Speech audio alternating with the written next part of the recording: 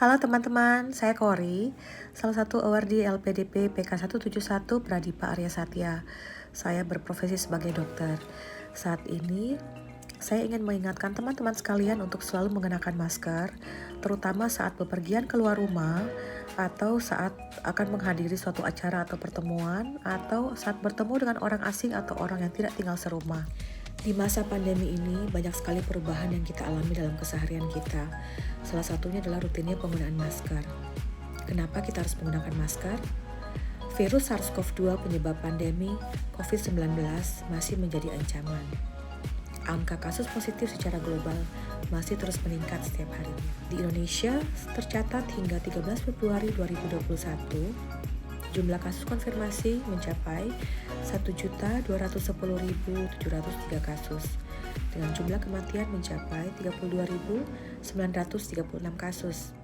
Melenyapkan COVID-19 bukan hal yang mudah, namun berbagai upaya terus dilakukan oleh para ahli, pemangku kebijakan untuk mengakhiri ancaman virus corona ini. Di antaranya adalah dengan membuat pedoman dan protokol kesehatan untuk mencegah penularan COVID-19. Protokol kesehatan bisa saja berubah sewaktu-waktu. Menurut Centers for Disease Control and Prevention atau CDC, yang selalu memperbarui pedoman terkait penggunaan masker, merekomendasikan orang-orang untuk memakai masker di tempat umum saat menghadiri acara atau pertemuan, dan di mana saja ketika mereka bertemu atau berada di sekitar orang lain. Nah, apa saja pilihan masker yang baik? Yang pertama adalah memiliki 2 lapisan dari bahan kain yang bisa dicuci dan breathable atau bisa bernapas. Yang kedua tentu saja harus menutupi hidung dan menutupi mulut. Ya. Dan yang ketiga harus pas menempel di sisi wajah dan tidak memiliki celah.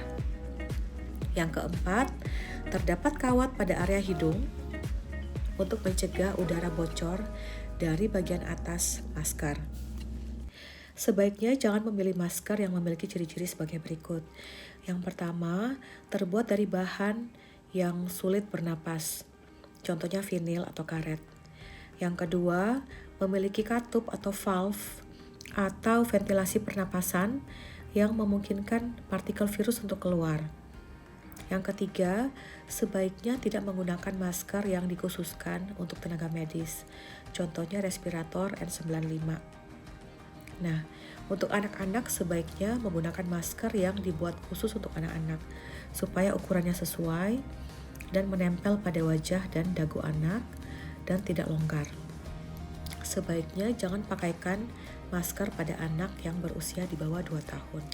Perhatikan juga agar tidak memakai masker di posisi yang salah, misalnya di sekitar leher, di dahi, di bawah hidung atau hanya di hidung saja, di dagu, digantungkan di telinga atau dipakaikan di lengan saja.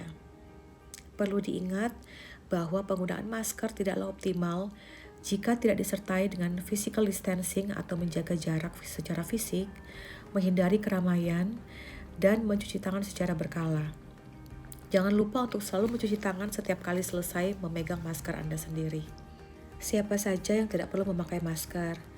Menurut CDC, masker sebaiknya tidak dipakai oleh 1. Anak-anak di bawah 2 tahun. Yang kedua, siapapun yang memiliki kesulitan atau gangguan pernapasan. Yang ketiga, orang-orang yang tidak sadarkan diri, tidak berdaya, atau tidak dapat melepaskan maskernya sendiri tanpa bantuan. Yang keempat, orang-orang dengan masalah sensori, kognitif atau perilaku, karena mereka tidak dapat memakai masker dengan benar atau tidak dapat mentoleransi untuk memakai masker dalam waktu tertentu. Nah, mereka sebaiknya tidak mengenakannya, namun harus dilihat untuk diusahakan adaptasi perilaku dan alternatif lainnya. Nah, teman-teman, semua upaya dari para ahli dan para pemangku kebijakan tidak akan berhasil tanpa kerjasama kita semua dalam mematuhi protokol dan kebijakan. Marilah kita selalu mematuhi protokol kesehatan dimanapun dan kapanpun kita berada. Semoga kita semua selalu dalam keadaan yang sehat dan aman. Stay safe and healthy everyone.